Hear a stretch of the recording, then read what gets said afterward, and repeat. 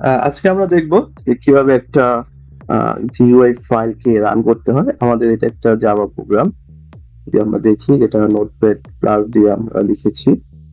So এটা swing based program, that means এটা একটা গ্রাফিক্যাল ইউজার ইন্টারফেস।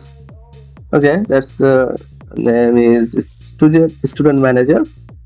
তো বোঝা যাচ্ছে এটা দিয়ে হচ্ছে আমরা স্টুডেন্ট ম্যানেজমেন্ট রিলেটেড কিছু কাজ করতে পারবো। তো আমরা যদি প্রোগ্রামটাকে রান করতে চাই তাহলে ফার্স্টে আমরা যে কাজটা করবো, ফার্স্টে প্রোগ্রামটা যেখানে আছে, যে লোকেশনে আছে, সেখান থেকে একটা টার্মিনাল ওপেন করবো। যদি হচ্ছে এখান থেকে টার্মিনাল ওপেন করি, দেন আমাদের প্রথম যে কাজটা করতে হবে এটাকে কম্পাইল করতে হবে।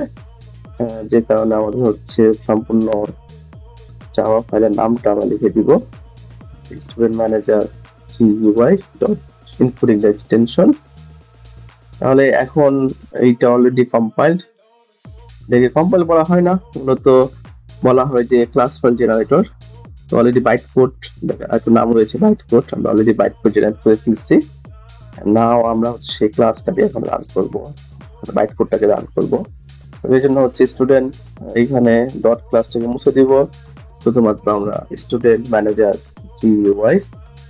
তাহলে আমাদের সেই প্রোগ্রামটা রান হলো। আমরা দেখতে পাচ্ছি যে আমরা কমান্ড প্রম্পট থেকে সুন্দরভাবে একটা গ্রাফিক্যাল ইউজার ইন্টারফেস নিয়ে আসতে পারলাম। এটা জাভা দিয়ে লেখা।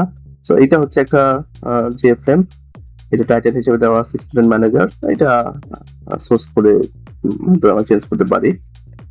তো main purpose of this program is actually, আমরা এখন চলে আসি যে আসলে মূলত এটা কি করবে।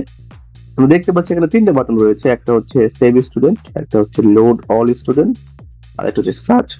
তার মানে প্রথম আমরা এখানে নতুন কোন স্টুডেন্টকে ডিএম ডিপার্টমেন্ট দিয়ে সেভ করতে পারবো। যদি আমরা এটা বাই ডিফল্ট ক্লিক করি, আমরা একটা মেসেজ দিচ্ছে যে আমাদের আসলে কোনো পুরো ফর্মটাকে ফিল করতে হবে বিফোর স্টোরি। সো এটা ফিল হবে না। আমরা যদি লোড করতে চাই তাহলে দেখতে পাচ্ছি still there is an error, because আমরা কোনো স্টুডেন্ট সেভ করিনি অথবা এই টেক্সট ফাইলটা ক্রিয়েট হয়নি, যে কারণে system can not find the file specified. এই ফাইলটা যেহেতু লিংক করা আছে, সো সিস্টেমটা এই ফাইলটা খুঁজে পাচ্ছে না। সো এবং যদি আমরা সার্চ করতে চাই তাহলে অবশ্যই আমাদেরকে আইডি দিতে হবে, আইডি বেস সার্চ করে।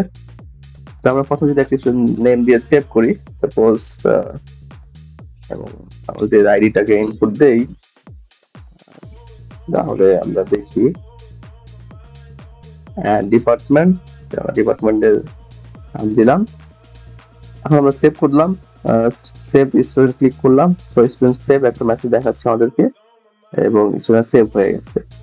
একইভাবে আমরা আরেকটা স্টুডেন্ট সেভ করি, যদি তার একটা আইডি দেই,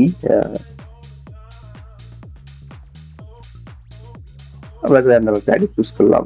যদিও এখানে একটু বলা উচিত যে এখানে কোনো ভ্যালিডেশন ইউজ করা হয়নি। আপনি যে আইডি ভুল দেন সেটাও সে এন্টার করবে, তো ওই জায়গাতে খেয়াল রাখতে হবে। আমরা অনেক ভ্যালিডেশন এখানে ইউজ করিনি।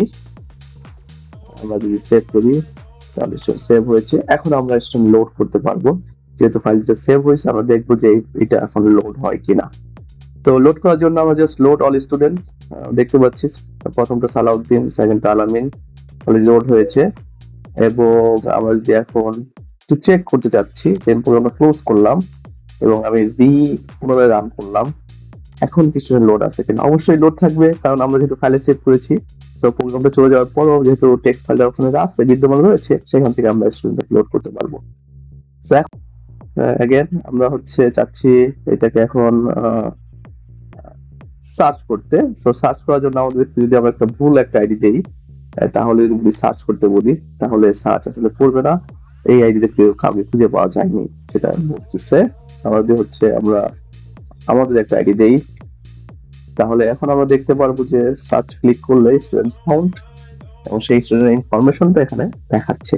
তো এটাই ছিল মূলত এই ছোট্ট একটা জাভা প্রোগ্রামের পারপাস, যেটা দ্বারা হচ্ছে আমরা তিনটা কাজ, নতুন স্টুডেন্টকে সেভ করতে পারতেছি, আমরা সকল স্টুডেন্টকে একত্রে লোড করতে পারছি, দেখাতে পাচ্ছি এই জায়গাটায়। এটাকে বলা হয় টেক্সট এরিয়া। এবং আরেকটা কাজ হচ্ছে আমরা আইডি বেস সার্চ করতে পারতেছি। তিনটা কাজ, সিম্পল তিনটা কাজ জাভা GUI প্রোগ্রাম দিয়ে আমরা করা শিখলাম এই ছোট একটা প্রোগ্রাম মাধ্যমে। প্রোগ্রামটা আমার জিট রিপোজিটরি দেওয়া আছে, আপনি চাইলে ওখান থেকে নিয়ে টেস্ট করতে পারেন। সবাইকে ধন্যবাদ।